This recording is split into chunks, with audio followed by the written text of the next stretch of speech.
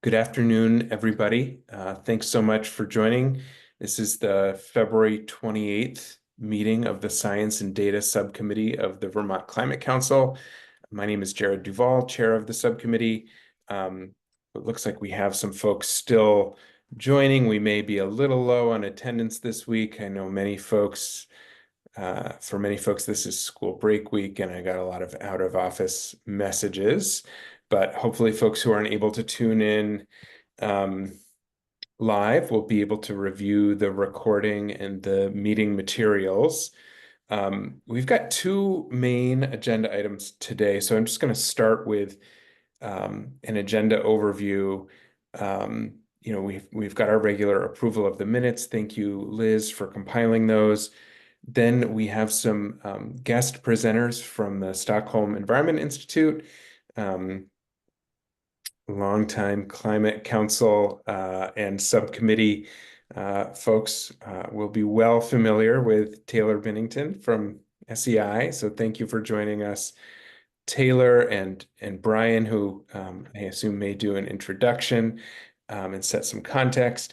And then we'll just do a check-in after that related to the status of chapter drafting that different subcommittee members are leading for the revised climate action plan, and ahead of the end of the day deadline.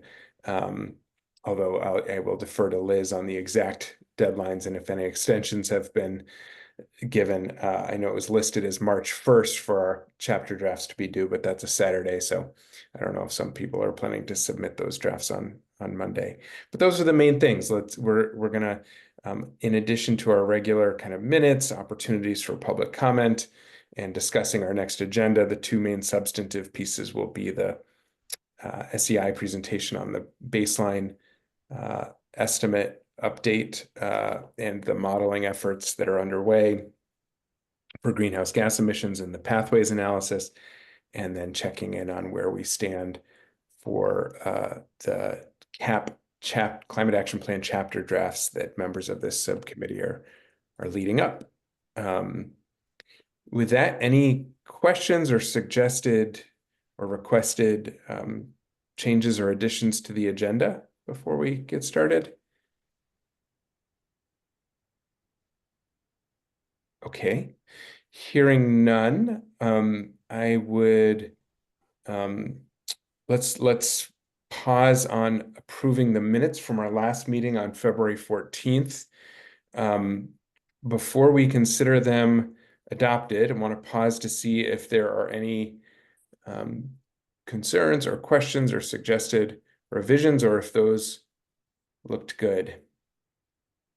I looked them over. Thanks for summarizing those, Liz. Any requests for more time? Okay, hearing none, we will consider the meeting minutes from February 14th approved. And so now I will turn it over to Brian and Taylor to set some context. And just so folks know, members of the subcommittee, if you want to take notes of any questions that you have during the presentation, we'll get to those towards the end. We've got some time for questions and discussion. And also, sorry, this isn't reflected on the agenda, but I think following our practice of allowing public comment after each kind of substantive part of the agenda, I want to break public comment up into two pieces. So we'll also have members of the public who are not subcommittee members give you the opportunity to comment or ask questions after subcommittee members have had the chance after Brian and Taylor's presentation. And then we'll provide another opportunity for public comment when we discuss the science and data related climate action plan chapter drafting. With that, over to you, Brian and Taylor. Yeah, thanks, Jared. Again, you're too generous as always. This is the SEI show, and I'm just going to do a brief introduction. As Jared said, folks have been following this process from the beginning, and actually all the way back to the last iteration of the Comprehensive Energy Plan, are familiar with SEI's work. mostly through collaborations that they've done with the Energy Futures Group. And Taylor's going to talk about the history of the work that they've done to help us understand the implications of policies that we could implement in Vermont to reduce greenhouse gas emissions. We contracted with SEI directly this round to update the baseline scenario in the model. Again, Taylor will provide more information about that, but the last one was updated a few years ago, and more data comes in, needs to be revised. And Taylor's also going to talk about some enhancements to the model that we are considering as well. So we're working with them directly. We're happy to be working with them again on this great tool that helps inform the conversation. And with that, I'll turn it over to you, Taylor.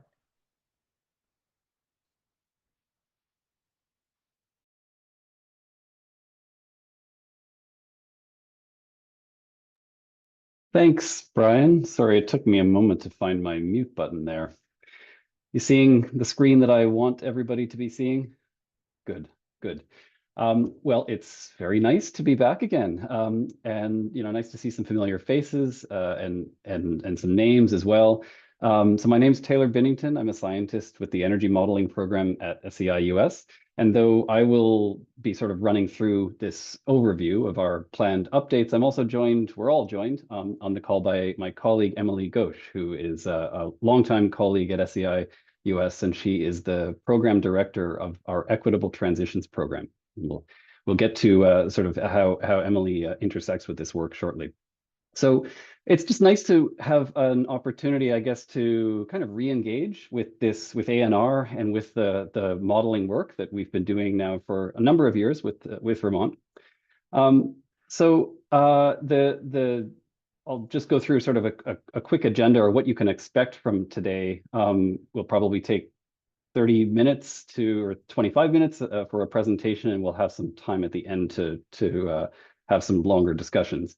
But I want to first begin by just reacquainting, I guess, the members of this subcommittee with the model of Vermont, the Vermont LEAP model, as well as just the model platform or the software that it's built upon, and create kind of a distinction between those two things.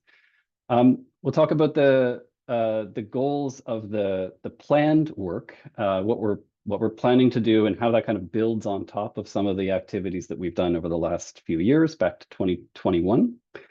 And then we'll change gears and go kind of sector by sector, and just I'll provide a quick overview, I guess, of some of the planned changes and the types of modeling that we plan to perform in various sort of GHG emitting sectors that this model covers, and talk a little bit about what the types of information are that we need in order to do that. So the types of data or forecasting assumptions, and so forth, and I think that's a really relevant piece for this committee to sort of be aware of, because we may be knocking on doors as we really get revved up over the next week or so.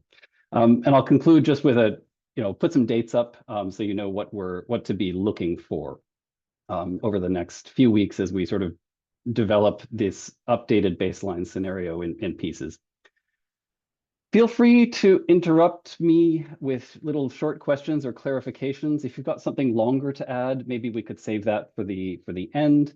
And if we somehow don't get to everyone's questions or discussion points, then you can contact us directly over email, either me directly or Brian, who I'm working with most closely at ANR. I'm not personally watching the chat, but if somebody else is and they notice that there's a clarification question dropped in there, feel free just to interrupt me. Okay. So I'm going to start just by, again, reacquainting the members with the LEAP platform and its applications, historical applications in Vermont. So to start with, what is LEAP? Well, first of all, it's an acronym.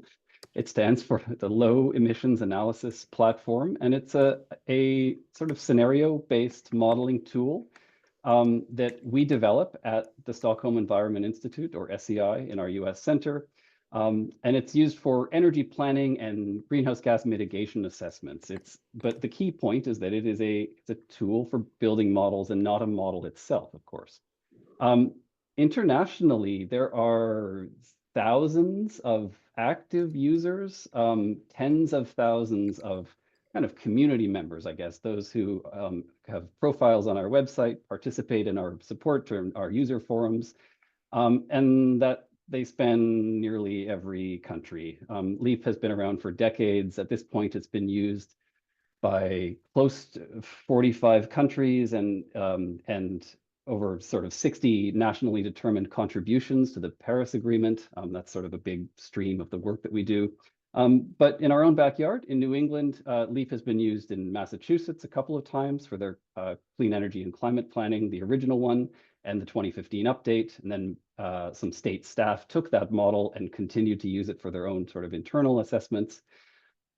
We developed a GHG reduction plan in Rhode Island in 2016. And it's also been used sort of at the not state, but the regional level in New York, in the Finger Lakes region, to develop the climate action strategy. So what about the LEAP model of Vermont, built on LEAP? So that's, I guess that's the important distinction that I want to create, is that it's an application, right, developed using LEAP. And it models the energy consumption and production in all sectors, and in all sectors of the Vermont economy, and their associated greenhouse gas emissions. It also includes a simple representation of greenhouse gases from, AFOLU, from IPPU, from waste, so the sort of canonical non-energy sources of GHG emissions. And it helps us also estimate the costs of one scenario versus another scenario. So just on the platform, LEAP is primarily an energy system modeling tool used for energy related greenhouse gases. But I mentioned that we also include the non-energy greenhouse gases, or we did in the Vermont LEAP model. And its purpose is to use scenarios to kind of explore the logical extrapolations, I guess, of exogenous changes that we as modelers or as policymakers might want to make to our model. All of these scenarios, they share a common starting point, of course. They're based on the same historical or the current data. And by generating alternative scenarios, we are forced to answer the question, what is that an alternative to, or an alternative to what? And the what in that statement, I guess, is usually a common sort of reference scenario. And in the Vermont LEAP model or the Vermont Pathways model, we call that the baseline scenario. Sometimes you hear reference, sometimes you hear baseline, sometimes you hear business as usual. These all kind of, depending on the study, they all kind of mean the same thing. We've been calling it the baseline. But a really key point that I want to emphasize is that this tool is not mysterious. It's not, though it might be rich in detail and data sources and years of effort, it is not opaque. And what we get out in our scenario results depends obviously on what we put in. There are no hidden calculations or something like that that are going on that we cannot trace the origin of. So when we have a particular result for energy production or consumption or emissions or costs, we can always trace that identically to the inputs that we've provided. It's really on us as the modelers to craft what these scenarios actually look like. Okay, onto the applications of that of LEAP in Vermont. So we first got, or kind of introduced into the mix in 2021, working with TJ Poor and his team at the PSD. And that's when the first version of the Vermont LEAP model was developed for the comprehensive energy plan of that year. At the same time, the climate action plan was also underway. That was led by CADMIS with EFG under ANR. And so we became a little bit involved in that later in 2021, helping to develop what was termed, a central mitigation scenario, which was the central pathway for the last climate action plan. In the wake of that, over the next 12 or 15 months or so, there were some efforts happening at the PSD, some staff using the model with our support to help. We called it kind of regionalizing, I guess, the outputs of this model, trying to make them a little bit more relevant for some of the RPCs.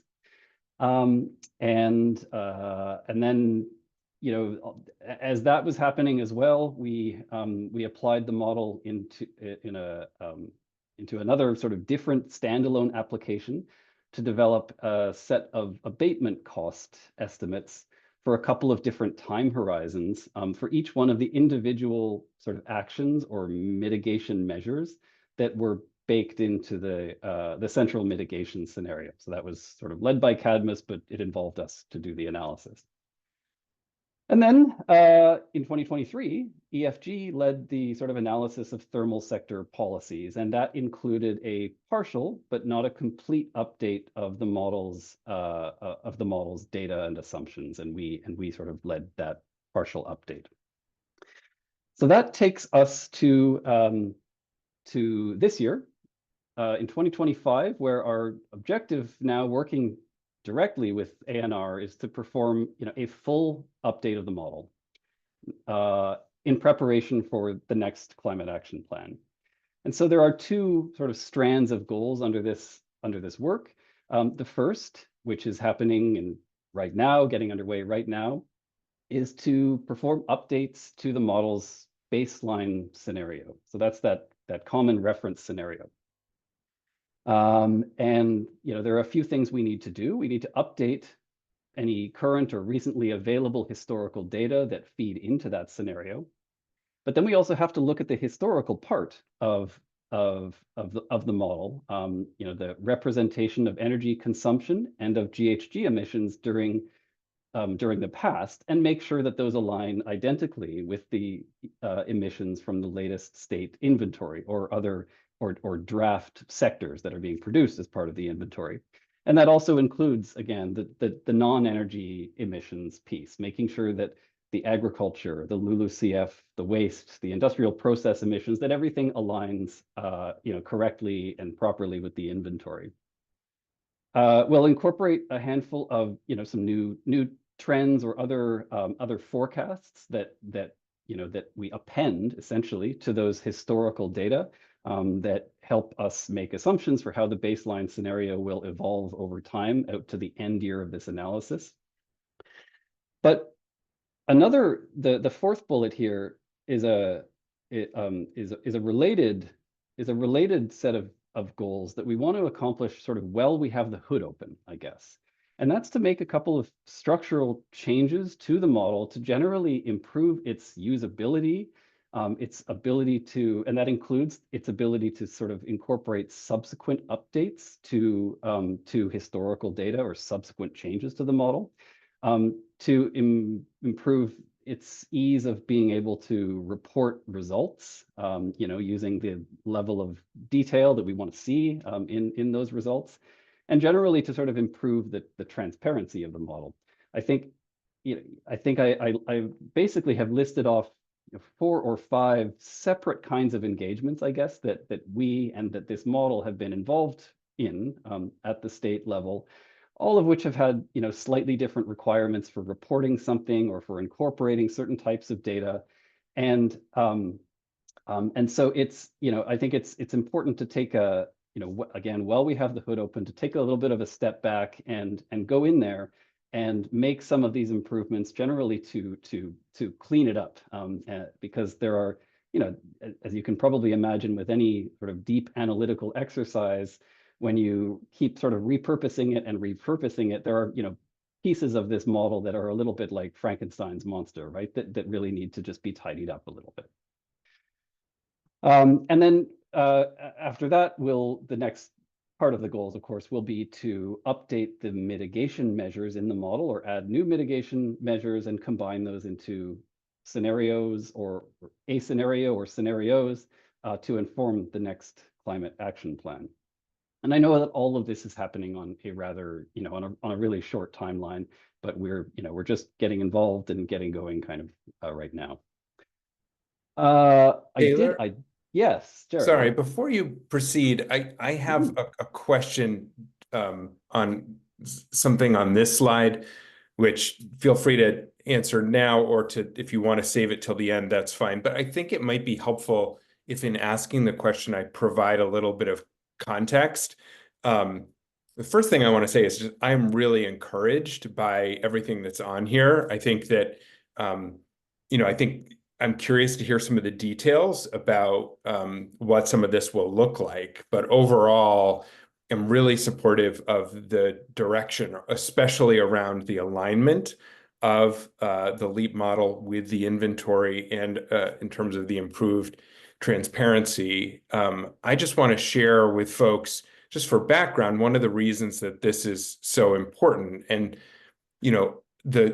the climate action plan that we're working on, of course, has its roots in the Global Warming Solutions Act, which points to the official state of Vermont inventory as the official means of tracking whether or not we are meeting our legal obligations for emissions reduction in line with the Solutions Act.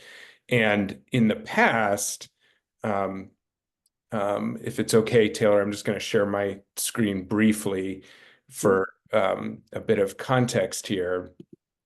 In the past, we saw historical reported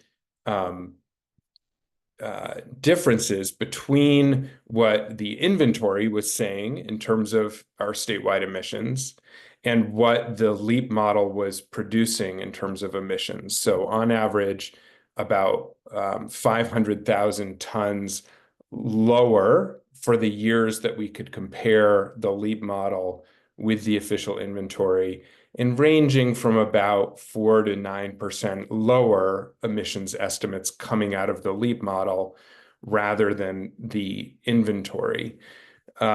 So my main question is, when you say align the LEAP model with the inventory, can you say more about what that means in terms of how you achieve that alignment?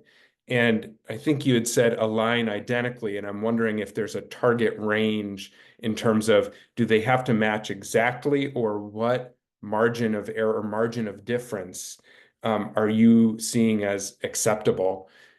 And in asking that, I want to recognize up front that I think that this is a challenge, because there's a fundamental difference between the way the LEAP model is structured, which is an incredibly helpful tool, versus the way that the inventory estimates our statewide emissions. And the way that I would describe it, and I'd be interested if you have a different, if you would describe it any differently, is that when it comes to our highest emitting sectors, our transportation sector and our thermal sector, or our residential, commercial, and industrial fuel use sector, those are about as close to direct measurements of emissions as we can get, because they're based on fuel use volumes as reported by the tax department in terms of total fossil fuel sales in Vermont: gasoline, diesel, fuel oil, propane, kerosene, etc.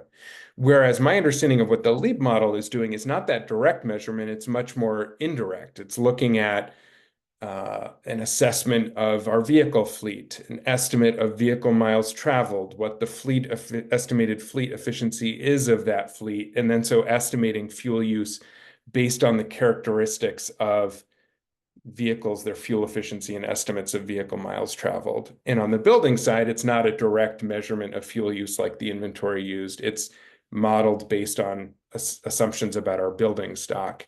And so both of those, the way that the LEAP model is set up makes a lot of sense in terms of modeling how policy changes could affect vehicles and building stock. But since the inventory is looking directly at fuel use, which I think the question becomes, how are you anticipating achieving that alignment, given that they're two different measures, even though they're related? That is a great question. I'll I'll take a stab at maybe a part answer. I mean, I could probably say a lot or get very carried away, and I'll try to just stop myself at a time that it makes sense, and then maybe we can bring it back up after. First, I'm glad you called me on the word identically. That's a misuse of that word, actually, because that does imply, yes, that really does imply something that, that it will match, not just to the, nth decimal place, but that they will be equivalent, and that's not true, of course, because we're using different methodologies, and with any modeling like this that relies on historical statistics from different sources of data, we must tolerate some level of like error, so to speak, as measured according to the inventory. We're just, we're going to have to at some point. I guess I could say conjecturally that I would kind of like to see that less than 0.5%, or maybe, in at least the base year of the model.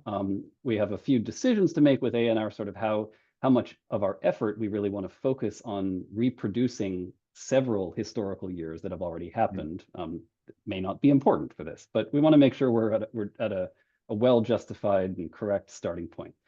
How do we, so yes, not identical, thank you for that.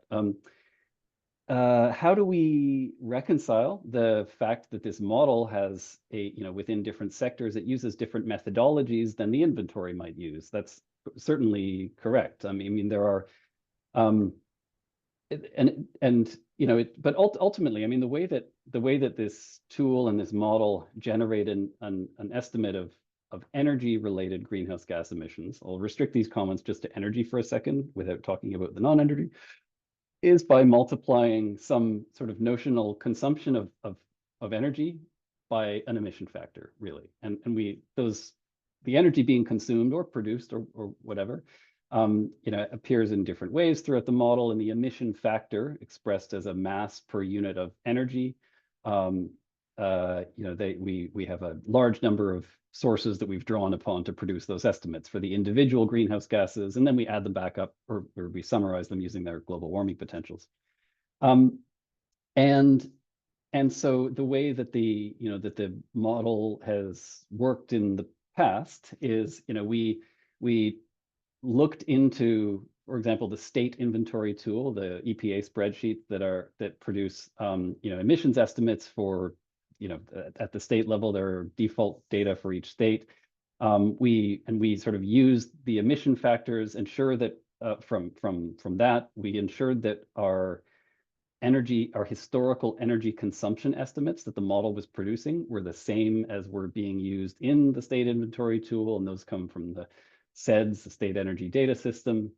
And if there are differences, basically, then we had to inquire. But ultimately, we have the free parameter of being able to adjust in every sector or for every fuel and in every year, to be able to to calibrate and recover a correct energy consumption for each one of the fuels. And then Taylor, if you can I just multiply, ask a clarifying question? yes. My understanding is that historically, the state inventory tools provided by the EPA were used to estimate emissions from a number of the emitting sectors in Vermont, but that as more granular, accurate census type data, including the fuel sales volumes as it relates to transportation and heating fuels, have become available, we have relied less and less on those SIT tools. And so I'm wondering if what you're saying in terms of aligning with the SIT tools is a description of what you did in the past or what you're still doing. Yeah, well, it's a description of what we have done in the past. Okay. It is, it's a first starting point for how we intend to, for it, when it was a starting point. It's what I had imagined for how we would begin to proceed with this work. But I also haven't seen, some of the methods that are in the latest greenhouse gas inventory, the extent to which those rely on estimates of energy consumption in different sectors to produce those emissions. Yeah. And so I think we would want to just hew to that. It's ultimately, I know that the state doesn't care as much about us being able to recover some, EIA statistics or something like that. What matters more is that we are able to produce the Vermont, the ANR generated greenhouse gas emissions historically. Yeah. And that's the thing we really have to like hang our hat on. And so, what we'll do is sort of descend into that analysis, hopefully just deep enough to be able to recover, so that when we multiply those things back up again within the model, we recover the same results. That's on the energy side of things. There's going to be, there are some subtleties around electricity consumption versus production. Maybe we'll talk about that as maybe after this. But that is our kind of plan, is to be sensitive for how those emissions are calculated and to be able to recover those. On the non-energy side, just quickly, LEAP is predominantly an energy systems analysis tool. So really on the non-energy side, you could think of it as like a blank worksheet in an Excel book or something. We can kind of do whatever we want in there, and arrange those categories and sources and subsources in whichever way we like. The current model has an assessment of those emissions that was based on a version of SIT that was based on a much earlier inventory. Excuse me. And then I think, as some members here know, there were some calibrations introduced because of well, anyways. But we want to make sure that those align too. But we have considerably more freedom, I think, in the non-energy sector. And again, we'll just make sure that we properly are representing those emissions. Even if we end up having to sort of take the total emissions for those different non-energy subsectors and derive, a per capita estimate so that we have some basis for correctly producing them. But I think, again, without knowing all of the steps, I want to just make sure that I leave you with confidence that it's our intention to be able to reproduce the historical inventory numbers, and an important input to that will be the latest inventory. But you do make a great point, Jared, that, and it is important to align those two, but the model, again, I can't emphasize enough, the model can't use the methodology for historical emissions to go forward. So yes, having them reconcile to the latest year, which is what we're going to do, is really important. But, going forward, we still need to use these other methodologies that Taylor described, I won't repeat, to be able to determine this baseline that we're really doing to compare to some other future where we do something different than what we're doing now, something more. I'm glad we had that conversation about identical, and even the numbers in the inventory, I think you said this, Jared, are estimates. If you had a different methodology, you would come up with a different number. Every time we change the methodology, as you talk about, from some of the SEDS data on the transportation side to the JFO data for fuel, we go back all the way to 1990 because that's where the targets are. All those numbers change. Some of them don't change very much. Some of them are changed based upon the new data. Some of them are changed based upon like projections backward because the data doesn't exist. But all of these numbers are relative to each other in some way.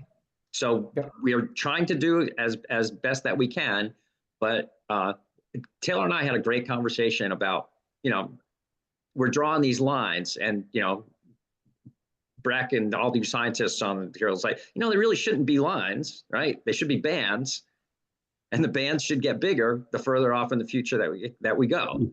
Now, I don't know if we're going to head down that road because it makes the figures hard, and that's actually, it's actually a large amount of work, but that's a better representation of what we're really trying to do. Like, these numbers are, kind of a central trajectory based upon all the assumptions that are built in, but every assumption that we have, even every data set that we use, has an error band around it. And a lot of times we don't even know what that is. So I'm going to stop there. There was a couple of questions in the chat that I want to make sure we get to. Yeah, thanks, Brian. I think, Breck, your question has been answered, but I don't know if Taylor is able to see that. So I'll just restate it for you, Taylor. And that's Breck was asking if the LEAP model contains exactly the same components as the Vermont inventory and only those components.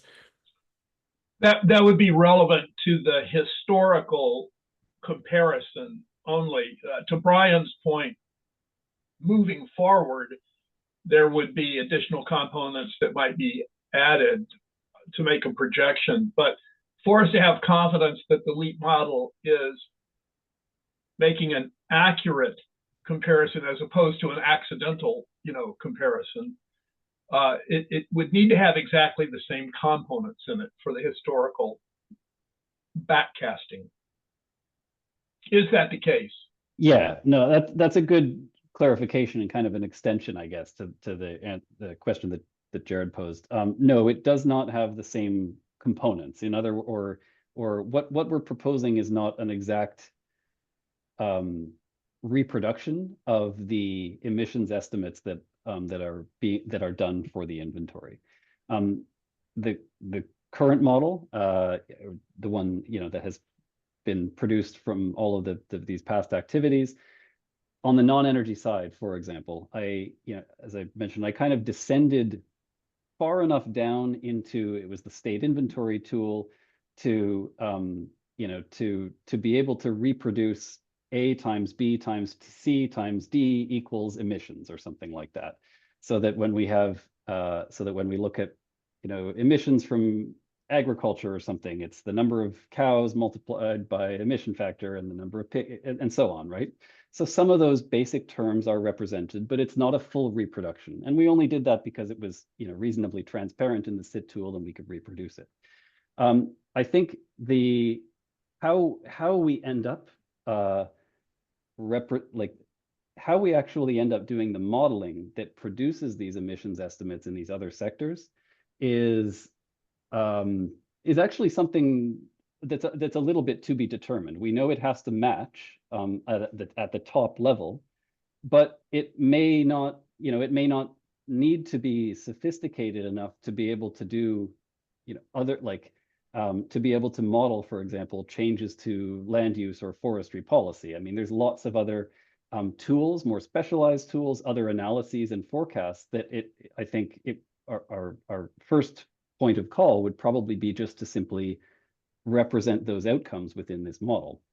But I think that's a little bit yet not totally yet determined. Does that help, Breck? Well, may I follow up? There's two different senses, at least two different senses of alignment here that we're talking about. One sense is having a projection align with observed data, and that's not what I'm talking about here. The alignment that I'm talking about, and I'm going to be just incredibly simple here.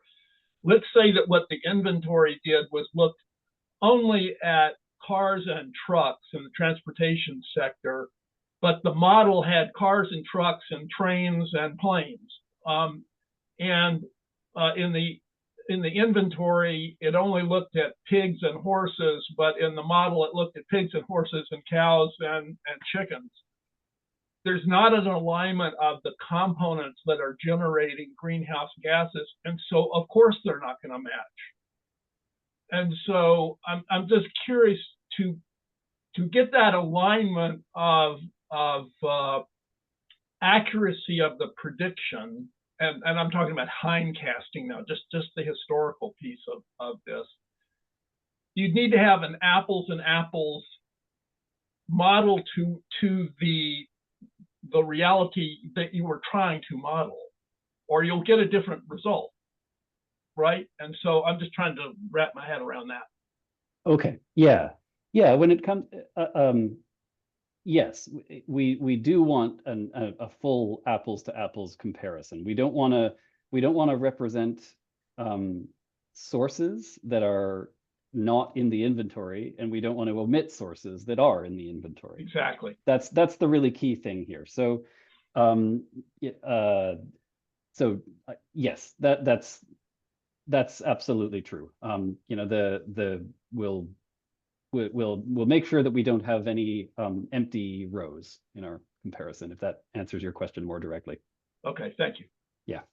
But I do think, Breck, and Taylor, please jump in at any time, but I think that part of what you're identifying is that while what you and Taylor just said is absolutely right, there's more or less direct or indirect ways of calculating emissions. And I think that the inventory is taking a more direct path, which is looking at the volumes of fuel sales in the tax department and JFO data, which is, nearly 70% of our emissions statewide. Whereas the LEAP model was built in a way that it models energy use or fuel consumption based on a number of vehicles, estimates of vehicle miles traveled, characterization of the building stock. And so it's the fuel use numbers aren't directly reported from the state of Vermont. They're modeled from these input assumptions around things like, and we're just, as Taylor said, talking about the energy side of this right now, but things like the vehicle fleet, the building stock.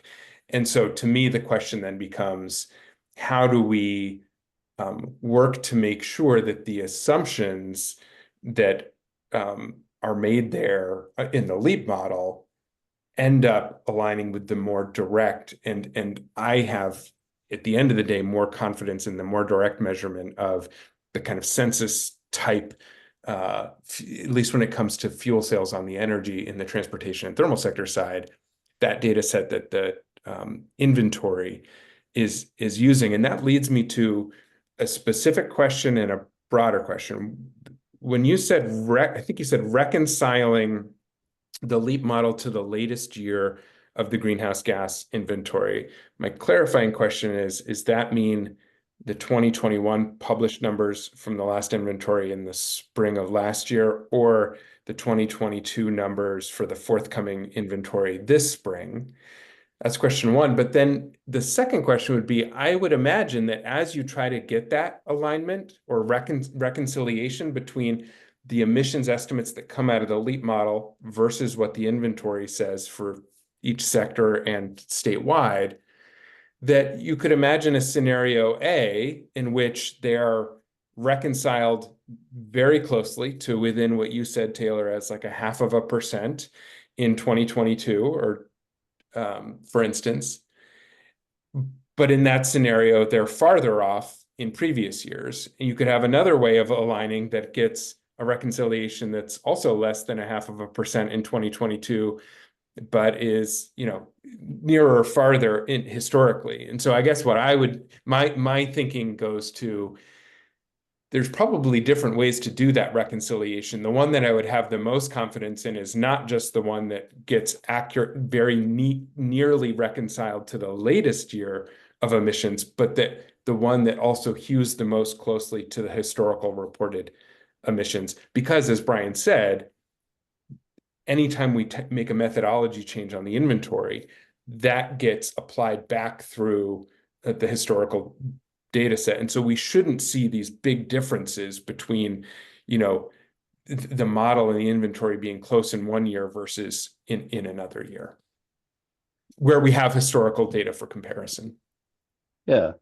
Let me take a First stab one, at this. Taylor, which is we need to use the currently published inventory. The Okay. next iteration's not due till we won't be releasing it till the middle of the year, and so it's not going to be available.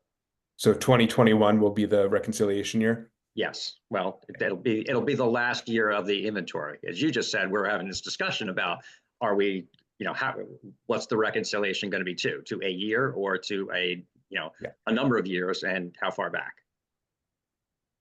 Yeah. Go ahead, Taylor. You can take the second one. Sure. Yeah. I'll quickly say that we can attempt to reconcile years, any individual years if we wish, I think, and that includes accounting for changes in methodology or changes in data, spikes or drops in BMT, that kind of thing. It's just really a question of where we want to focus our effort. How many years do we deem important, I guess, to have historically represented within this model? And to some extent, that's a discussion that SEI and ANR have to have about how to prioritize our effort, but I think it ought to be, it's probably informed as well by this subcommittee. So I I don't know also if you see Emily has her hand up. yeah, Emily, jump in. To maybe speak out of hand, but I just wanted to reiterate that what LEAP is doing is a bottom-up calculation of energy demand and the drivers of that energy demand, because ultimately when we are trying to assess the measures to reduce that demand, knowing those drivers are important. For example, what is the current share of electric vehicles and what is our target share 20 years from now? Being able to assess the emission reductions of specific measures is what a LEAP allows us to do. And doing this bottom up estimate of energy demands, and then kind of using that and kind of matching it with those top down, what we call top down, knowing exactly how much demand and things have been have occurred in the past. We're kind of aligning in the sense that those top down analysis that's being done through the emissions inventory and this bottom-up analysis that's being done in LEAP. And that bottom-up analysis allows us to look at specific measures, as LEAP is ultimately a scenario analysis tool to assess different climate measures and the emissions reductions from those measures. And so this is why there's a different methodology being used and the benefits of using this type of scenario analysis tool. So sorry, hope that helps. Thanks, Emily. That's great.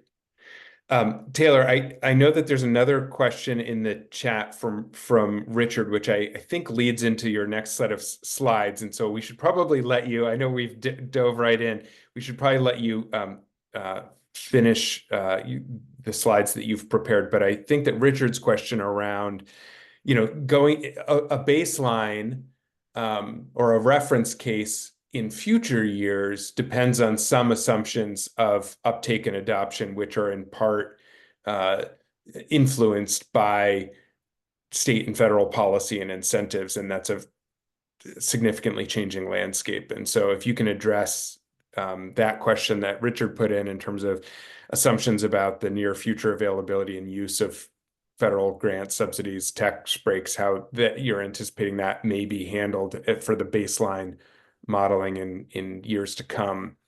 That would be helpful if you can address that in your slides to come. Okay. But in general, I think that that landscape is so uncertain that I don't think we need to discuss it, but I don't think we're going to have an answer for that today. Okay. Yeah, we definitely are not going to be able to provide an answer to say like which grants do we account for? Advanced clean cars, yes or no? I mean, I think we can speculate on these things, but our goal is, and I will touch on this as we proceed through the slides. Our goal is to create is to identify which things ought to be part of our baseline scenario. With the recommendations of this committee and others, and then and make those choices and make sure that they're properly accounted, basically, I guess. So yeah, I know that's ACC and ACC2 and ACT are a great example of uncertainty. But I mean, as of right now, those are going to be in the baseline. Vermont's promulgated those regulations. California regulations are still in place. EPA hasn't revoked the their waiver. If they do, there'll be litigation that goes for quite some time. But yeah, I don't know what's going to happen. The model won't tell me that. We got to get a different model. Yeah.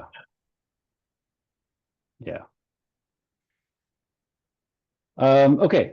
Let me do a time check, actually. So I know, I had sort of imagined taking up 30 minutes and having a bit of discussion. We obviously, had some discussion, but Jared, you have the keys to kind of the agenda. Shall we try to wrap up in 9 minutes, which would be at 2 o'clock? Like, do you want to give me a bit of guidance for how we I think should we've got prioritize? I think we've got some flexibility towards the back end of the agenda. I think, Taylor, if it's possible for you to get through the remaining slides in the next 10 minutes, that would be great. And then we can go to public comment and questions. And then we'll go from there. Okay, great. So I'm going to just talk, I want to talk a little bit about one of those goals I mentioned, which was to make structural changes and generally improve the transparency, the workability, the ease of use of the model, but also to, to give it enhanced capabilities, I guess, or new capabilities that weren't really part of its original, or in its original conception. And I'll just jump, instead of going through all these sectors, I want to jump to a major one, I guess, which is in the residential sector. So the model historically has included a representation of household energy consumption and emissions. And those households are represented in a number of different categories, using a number of different sort of hierarchical categories, and then technologies that consume energy inside each one of those. And what we want to do is sort of eliminate some of that detail in the existing model that has not been particularly helpful, and is kind of just, added challenges to the model's runtime and usability. It's made it kind of big, and I mentioned, Frankenstein's monstery. But we want to add in an additional level of detail, which is to disaggregate households by income level. And the reason that we want to do that is to better understand, because we know that this exists to some extent, but we want to understand the extent that energy inequality is sort of embedded in household energy use. And we might care about that because that would enable us to do more, for example, targeted analyses of measures that might apply to a specific income group or within a particular building type, or both. But it also lets us report, outputs of this model that can be specialized to different income categories. And I think this opens up, a large number of additional types of questions and types of analyses that we can address or begin to address, with this model. And I think it's quite well justified, because we have two charts here. They've been prepared by Emily based on some preliminary data from the American Community Survey, or the ACS, which show a couple of things. In the top chart, it shows, first of all, that there is certainly a difference in the energy. Taylor, yes. Sorry, you're probably looking at slides, but when I took screen share away, your slides haven't come back up yet. So if you can share those. Oh, yes. Yes. My apologies. Oh, I'm sorry, everybody. Oh, it took you so long to let me know. Okay.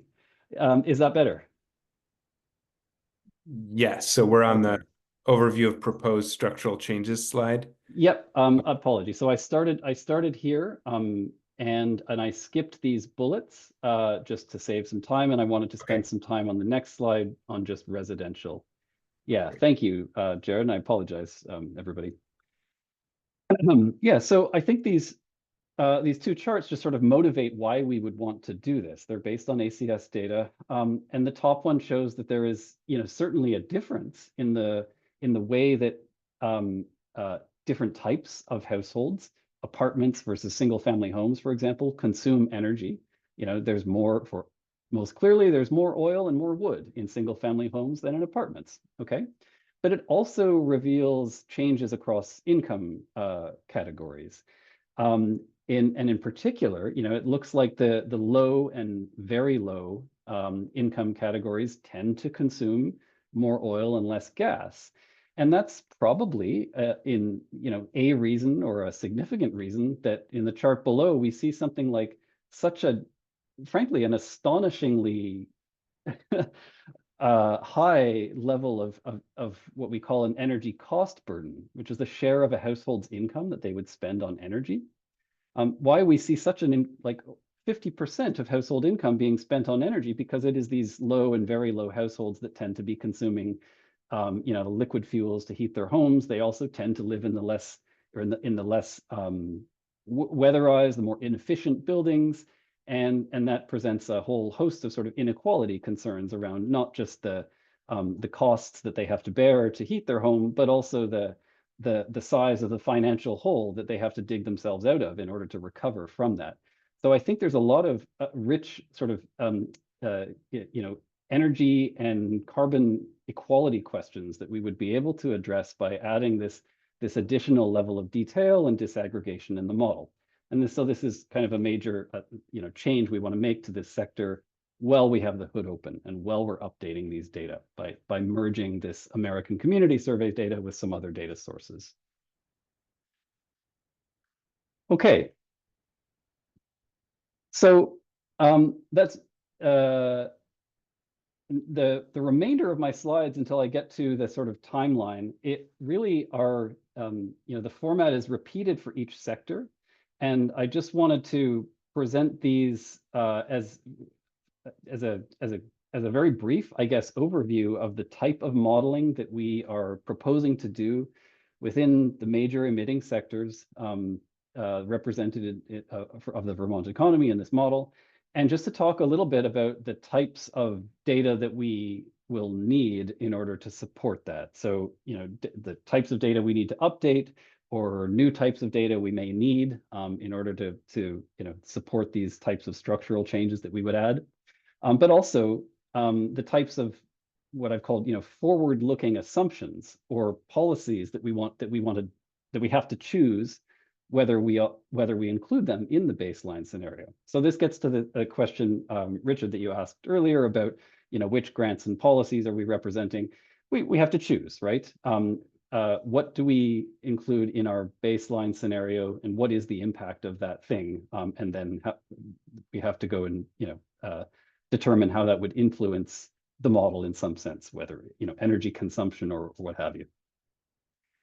And so I know, because this presentation, I know you have a copy and it's public. I will maybe just selectively talk about a couple of items here, and also try to make some broad comments maybe about what we're doing now in order to get the ball rolling on all of this. So on the left side of each of these slides is just a description of for each sector of what we're planning to do, and on the right side is the type of information we'll need to get that. And so all of these bullets on the right side of these slides, come from basically a master data and input assumption spreadsheet that Brian and I have been working on together that will sort of have finished essentially, imminently. And that's really going to guide our outreach to other data providers, other agencies or groups within the state who can help fulfill those requirements, or who can point us to existing forecasts, that kind of thing that we want to make sure are incorporated. And a lot of these things as well, a lot of these inputs are we can find as well based on publicly available information about buildings or transportation energy consumption, or the characteristics of the energy consuming characteristics of a passenger electric vehicle versus a medium duty diesel truck or something like that. So for the road transport model, we have a considerable level of detail in a stock, what's called a stock turnover model of vehicle sales and retirements. And we intend to group those vehicles by sort of major weight class, or maybe groups of classes, as well as the particular drivetrain technology, or different drivetrain technologies within each one of those weight classes. We might not have classes 1 through 8 all separated. We might group together, for example, 1 and 2A, because that's for advanced clean cars, and 2B for advanced clean trucks. We want to structure the model intelligently, knowing what types of policies we might want to, or we might care to incorporate in the baseline scenario. Road transport isn't the whole story. There's also non-road transport, which the model has a very simple representation of, and we're proposing to continue keeping it pretty simple. Residential buildings, we will we'll have a sort of a bottom-up estimate of the fuel consumption per household for different technologies within most of the household end uses, notably and importantly, the thermal end uses, space heating, water heating, etc. And for smaller end uses like ceiling fans, refrigerators, miscellaneous plug loads, we'll probably just have what we call a top-down fuel consumption per household estimate, without sort of regard to the specific technology in there. So that's what I mean when I say top-down, as opposed to a very technologically specific and end-use specific bottom-up assessment. And households will be disaggregated into by type. So that's small and large apartments, single family attached or detached, also mobile homes. They'll be disaggregated by tenure, which means owned, or whether the occupants are renting it or they own that structure.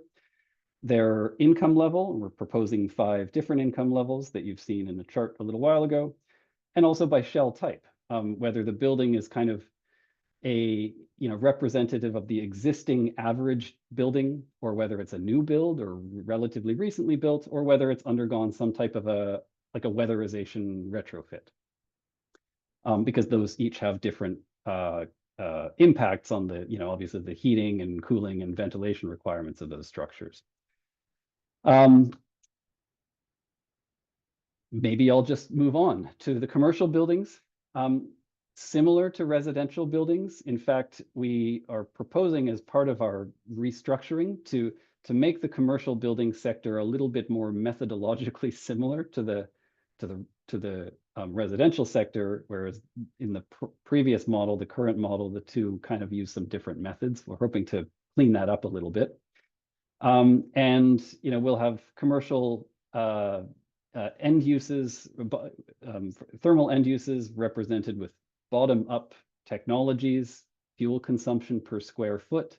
And then we want to represent all of the commercial square feet or this floor space by disaggregating them mainly by shell type. Again, whether the building is existing, old, relatively inefficient, or whether it's new and relatively efficient, or whether it's been weatherized and undergone a commercial retrofit.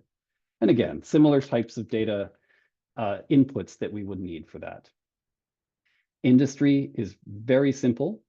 Well, I did want to highlight something on commercial buildings. Data centers are kind of becoming a little bit of an emerging topic. We may, I think it may become important and to break that out as a separate and an additional new end use if we have the data to support that. So just wanted to say that just to let you know that it's on our radar, basically. Industrial energy consumption, there's obviously one major consumer in Vermont, but we don't represent a lot of detail in the model. It's really just representing the fuel that's consumed for industry and the emissions associated with that. Electricity consumption is a bit of a big one. We intend to represent the electric sector using kind of a little sub-model, I guess, within the Vermont LEAP model that will perform least cost sort of capacity expansion and electricity dispatch of major generation, but also energy storage technologies. And so we've already done this. This is part of the original model, and it differentiates between Vermont located plants and also Vermont contracted energy. So that in principle, that allows us to generate an estimate of either consumption-based or production-based emissions.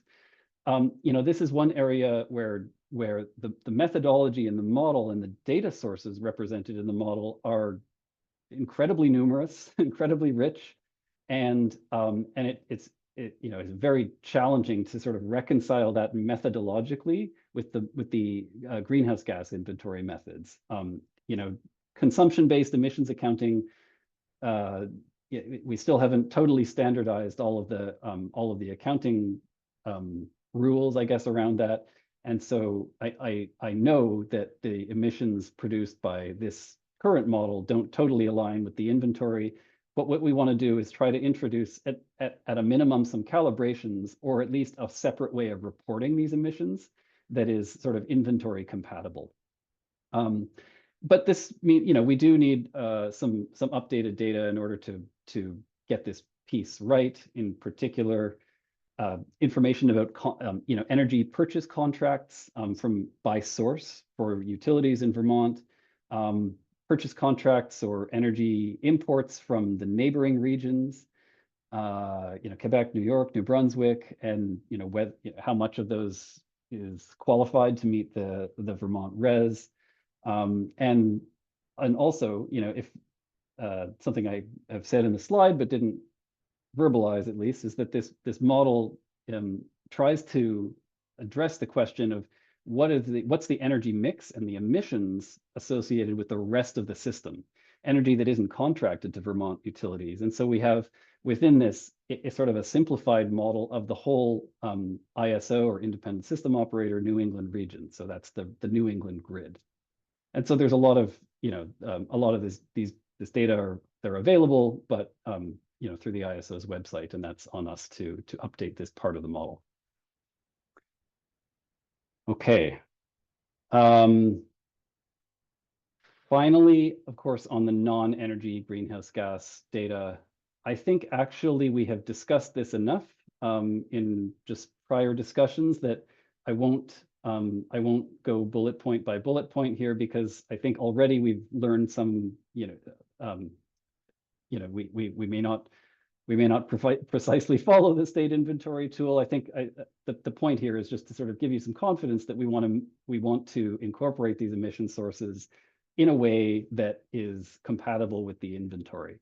And we have a lot of freedom for doing that, because the non-energy emissions capabilities of LEAP are really quite open-ended. It's sort of up to us how we choose to represent these emissions.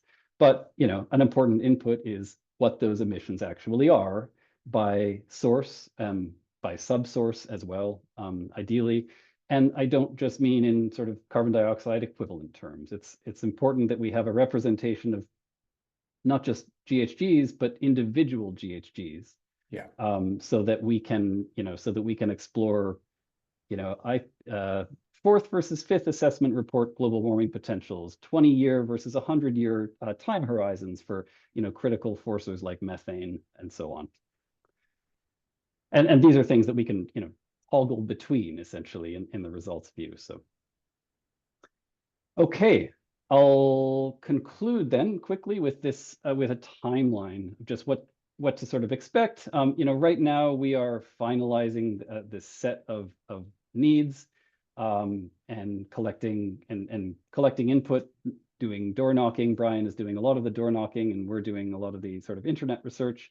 In about 3 weeks, or March 21st, we're hoping to have the residential sector and the transport sector updates, ready to show a draft version of those.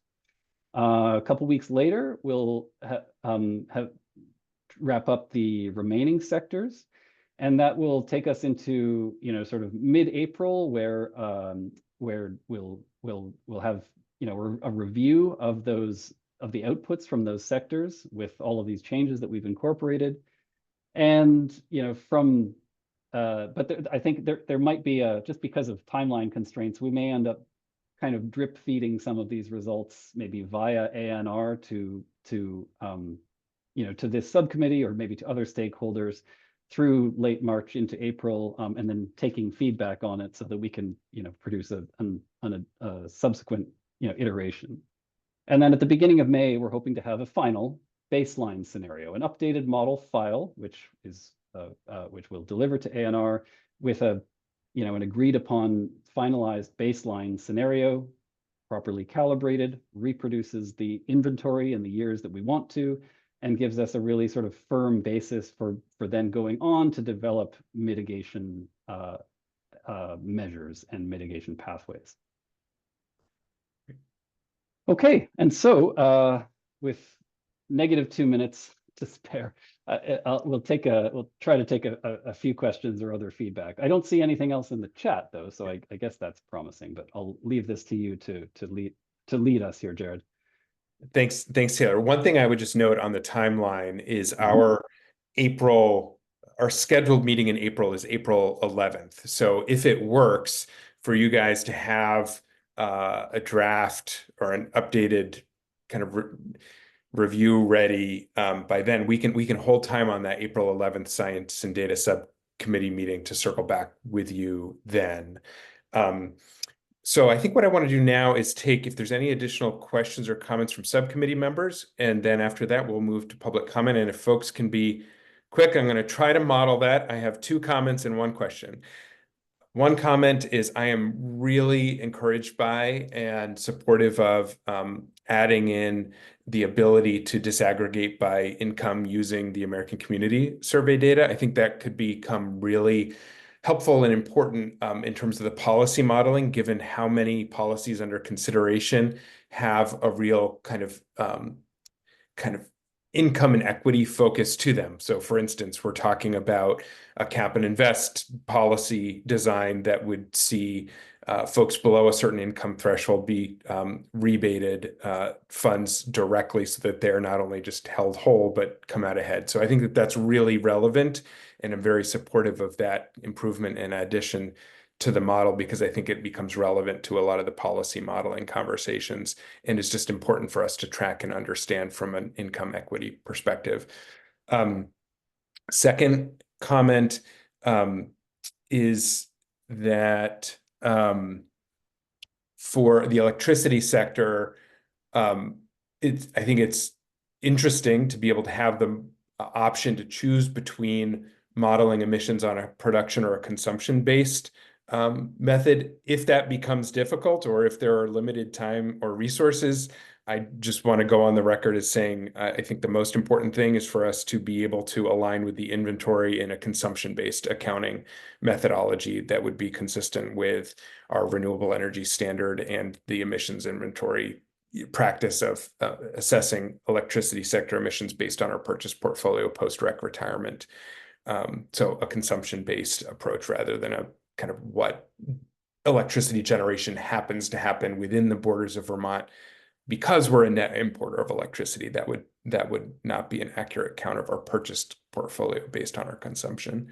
And then the last thing is just a question, and I'm happy to follow up offline, but I'm curious what you're planning to use for the heating degree day forecasts as one of the key questions that you had as a piece of data you were looking for. Yeah. Actually like off the top of my head, I actually can't remember the name of the source that we used the last time, but I know that it's no longer published. So I think that's a bit of an open question. If you have a favorite one, feel free to send it. Otherwise, we will identify one and propose it.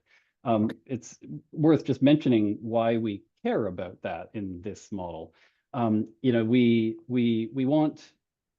This is not something actually that we really bothered ever using in any of the prior analyses based on this model. But in principle, we wanted the ability to incorporate, alternative climate scenarios or climate, sensitivities or something like that that might increase cooling degree days or reduce heating degree days. And if those were tied or indexed to the heating and cooling needs of buildings, then that would be nice. So that's the reason those are in there. And yeah, I'll follow up after. I'll send you an email, Jared, just with the existing sources that we've got in the model to remind myself. Yeah. I'm glad you're looking at that. I think that makes a lot of sense. Any other comments or questions from subcommittee members? Okay, so let's open it up to any subcommittee members who may have questions or comments that they want to share.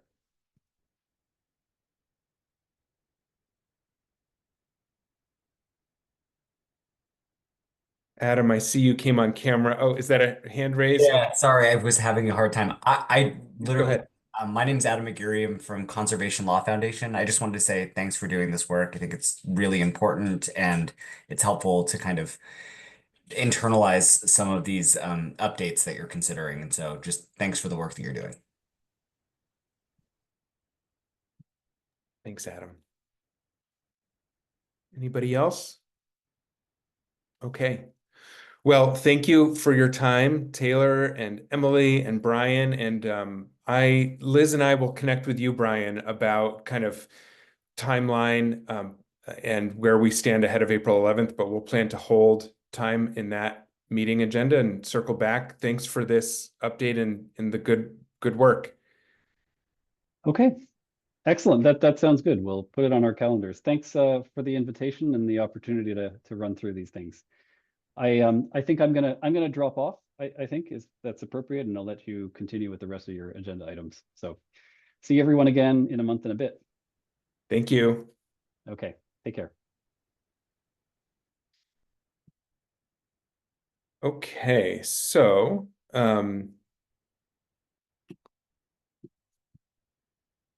we had originally scheduled more time for the discussion of the draft chapters, but a number of them, there's a lot of work there and they weren't ready for review. So I think what we're going to end up doing is, given how close we are to the due date, is have subcommittee members who are interested in providing feedback on the chapter drafts do that as part of the public comment period, because there just is not enough, there did not end up being enough time between, some of the chapters still aren't ready.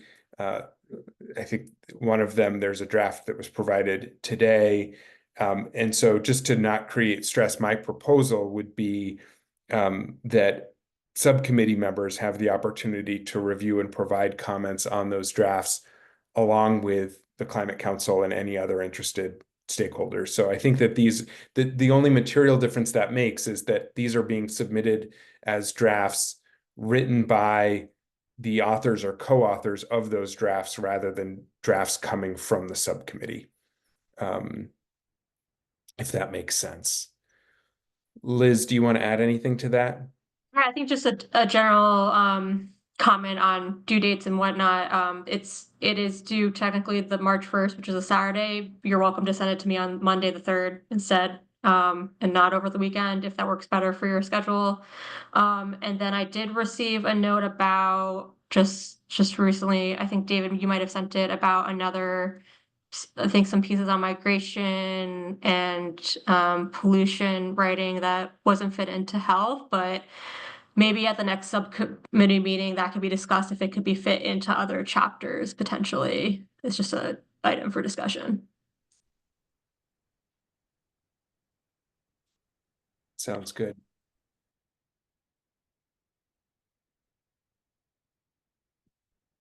I wonder if David or Leslie Ann or anybody,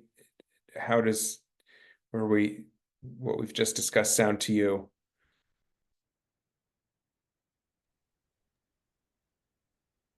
That makes sense to me, and I can send the most up-to-date version to Liz and maybe to you, Jared, to circulate to the Science and Data Committee on Monday. Great. Once I have the final submitted versions from you, David, Leslie, and Ken, and myself, I'll send all 4 of them together as a package just to make it easier for people to keep track of. Sounds good. I don't have anything to add in terms of that. I think we're just sort of plugging away, because knowing that this has to be as final in order to get the cohesiveness of what folks are reading, that's where we're sort of making sure that all of the I's are dotted, T's are crossed, and so on, and it's complete in terms of figures before we send that off. Great. Thank you, Leslie Ann. So yeah, and if you can do the same, Leslie Ann, just send when it's ready to both Liz and then CC me, that sounds great. So I mentioned the April 11th meeting. We also have a March 11th meeting that has been on the books. And even though that's only a week and a half from now, I think that we likely do need, if not March 11th, a meeting in March. We could either keep that date or do one later. So for folks who follow the full council meetings, you may be aware that the Agriculture and Ecosystem Subcommittee has made recommendations around changes to how agricultural sector emissions are estimated or calculated, and there are some folks in that subcommittee who are proposing a move away from gross emissions accounting to net emissions accounting, which is something that does not align with the law of the Global Warming Solutions Act, the practice of our inventory to date, and it does not align with the practice of most states. But it's a topic of conversation because I know that there are questions and disagreements that should have some light shown on them and have the opportunity for discussion and collaboration to see if we can get to consensus or whether there'll just be a point of different disagreement between different counselors and perhaps subcommittees. And I think it's important to prepare that meeting well in terms of background information that's provided, in terms of inviting Ag and Ecosystem Subcommittee members, in terms of inviting folks who are working on the current state inventory. So, you know, it's possible that we could do that in April at our April 11th meeting. We're also talking about having an update from SEI there. Apologies, I know that this is very kind of heavy on the GHG emissions accounting side, but it's an important piece. I think just thinking out loud, given the number of pieces that should be pulled together and the number of people invited, I'm worried that March 11th is too soon.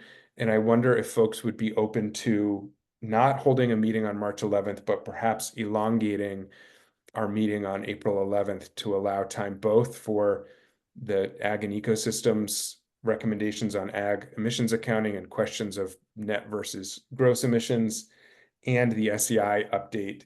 Perhaps if we did, you know, say a 2-hour meeting rather than an hour and a half, say 1 to 3 on April 11th. How does that sound to folks? And then we cancel the March 11th meeting. I'm hesitant to do another meeting in a week and a half, given how much work people have put into chapter drafting and knowing that I don't think we're going to be able to be ready to have those agenda items fully prepared. How does that sound to folks?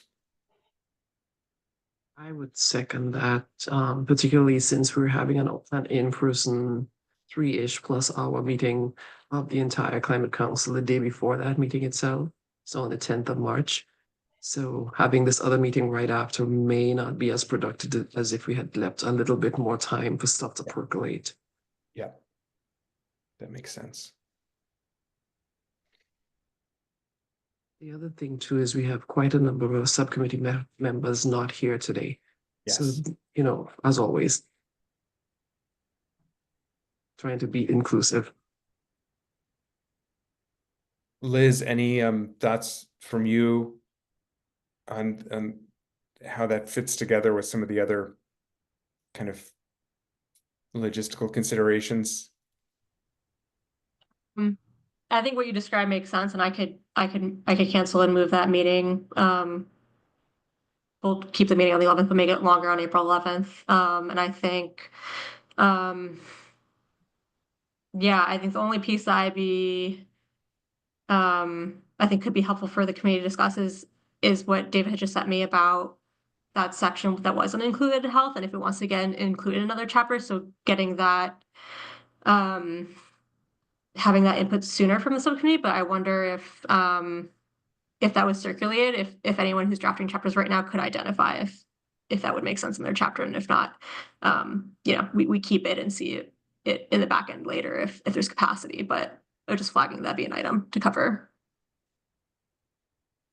Yeah, and I wonder, I don't want to ask too much of you, Liz, but I'm wondering if you're in a position on the receiving end of everything that's coming in, if it's possible to do a scan to see if it's addressed elsewhere, and if not, then just include it as in the health chapter. I don't know if there would be other chapters beyond the ones that we're working on where it might show up. I don't think that it's in Ken's chapter. It's not in mine. Could I ask a point of clarification? are we talking about the piece that Richard wrote around climate migration? Or are we talking about something else? Okay. That's It's migration. Yeah, David, do you want to provide more context? Yeah, so Richard wrote, it's about a page and a half, around 700 words on, actually, Richard, why don't you summarize it? I don't want to speak for you. There are, what I wrote about was two ways in which the impacts of climate change elsewhere outside Vermont will result or could result in issues for Vermont and for Vermont's residents. One of those two fits pretty neatly into the health chapter, which is health effects in Vermont on Vermonters of particulates from forest fires and wildfires occurring elsewhere in North America, whether in Alberta or Quebec or California. The number of days of poor air quality that could result from out-of-state fires could be significant. It already has been, for that matter. The other topic has to do with climate migration, people fleeing coastal areas because of sea level rise and the consequent damage to homes and non-insurability and non-saleability of the properties that they own. We don't have any way to know how big that effect will be or how soon it will be. We do have, a little foretaste of that in that roughly 4,000 people moved to Vermont during the first year of COVID.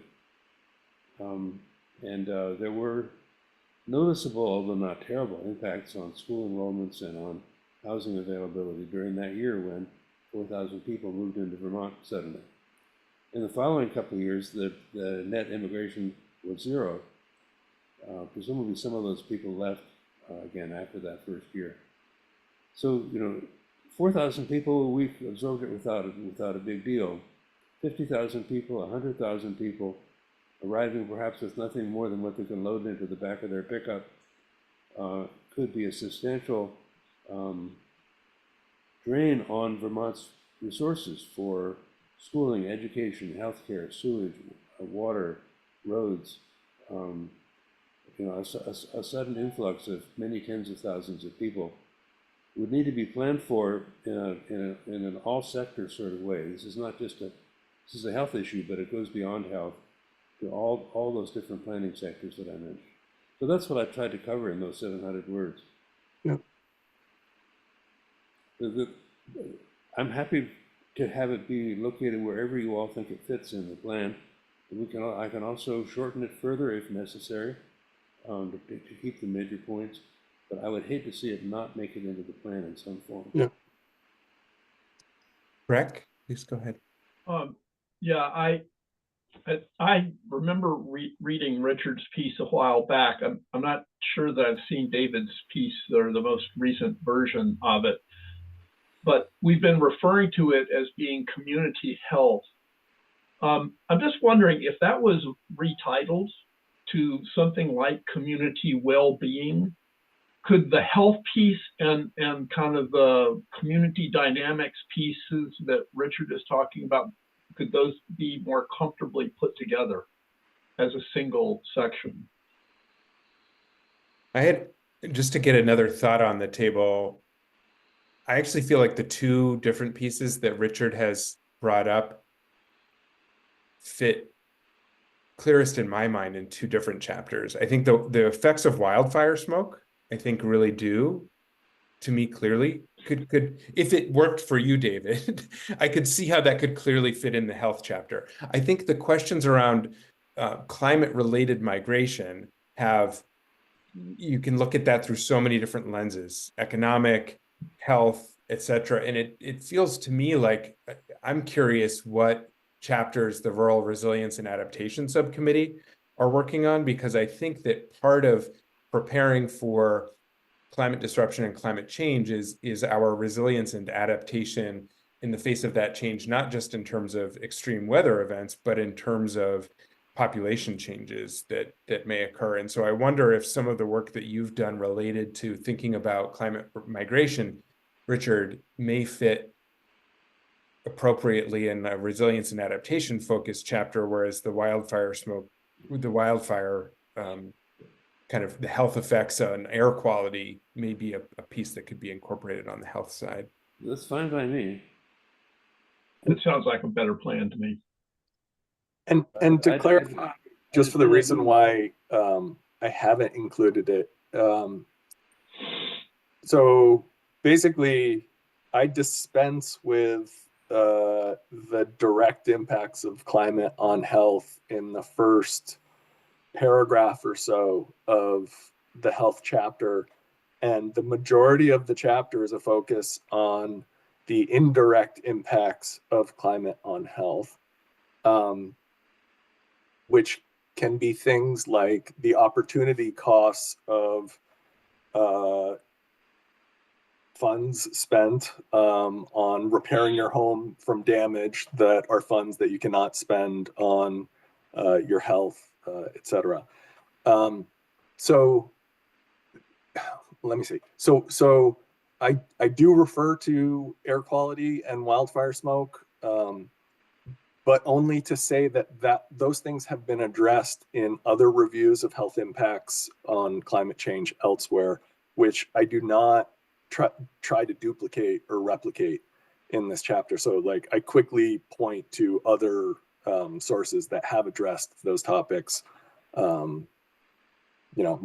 comprehensively. And just within the word limit of 2,500 words, trying to develop a conceptual framework for the indirect impacts on climate and health. There's no space for me to delve into heat-related impacts, air quality-related impacts, vector-borne disease, etc. They're basically just a bulleted list at the outset of the chapter. One additional piece in all of this that Chris Campany, who's leading the writing for a lot of the sort of background stuff, rural resilience and adaptation, he does get into a lot of the things around settlement and housing and migration. And I had an initial conversation with him. I haven't had a chance to loop back around, but this might be an ideal point to actually touch base and maybe discuss some of that. I'll be happy to work with you, Leslie Ann, and support you. I haven't talked to Chris in a year or more, so I like the way he thinks. Yeah, because it makes a lot of sense. And I mean, he's been bringing that up even since the first climate action plan. And so he's done a lot of thinking in that. I think one of the challenges is the peer-reviewed literature hasn't caught up as yet. And so there's that dichotomy between how do you bring this, surface it, make sure it's actually mentioned so that we can continue to do work on it, but what do you refer back to in terms of some of the sources? So there's a lot of conversations still about how best to approach it, but I'll put that on my to-do list to make sure I reach back out to Chris and see where he is in terms of his writing and thinking at this point. So a few years ago, ProPublica, which is not a peer-reviewed journal, it's a news and analysis website, scored all 3,000 U.S. counties on their risk of various kinds from climate change. And one of the risks was coastal sea level rise. So I took that list of counties and identified about 40 counties from New Jersey to Rhode Island that had elevated flooding risk from their assessment. And the total population of those was 20 million people. Now that includes Brooklyn and Queens and Manhattan, as well as some rural counties in New Jersey and Connecticut. But even a small percentage of 20 million is a lot of people. So Vermont, as you all know, is within a day's drive for people from those coastal communities, because we see their license plates here in the summer.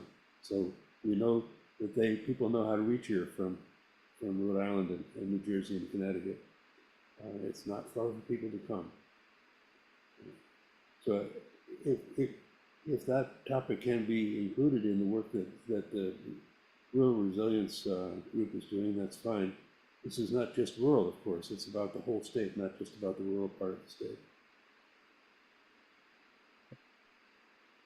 And I think that they are looking at kind of statewide resilience and adaptation. I think that the rural is a holdover from the title that was given to their subcommittee in the Global Warming Solutions Act. So, yeah. Well, thank you. That all sounds like a plan for going forward. Thanks everybody for spending a little bit time past our scheduled adjournment time. Anything before we formally adjourn? Anything else before we formally adjourn? Let's get out and enjoy the sunshine. Sounds good. Thank you, everybody.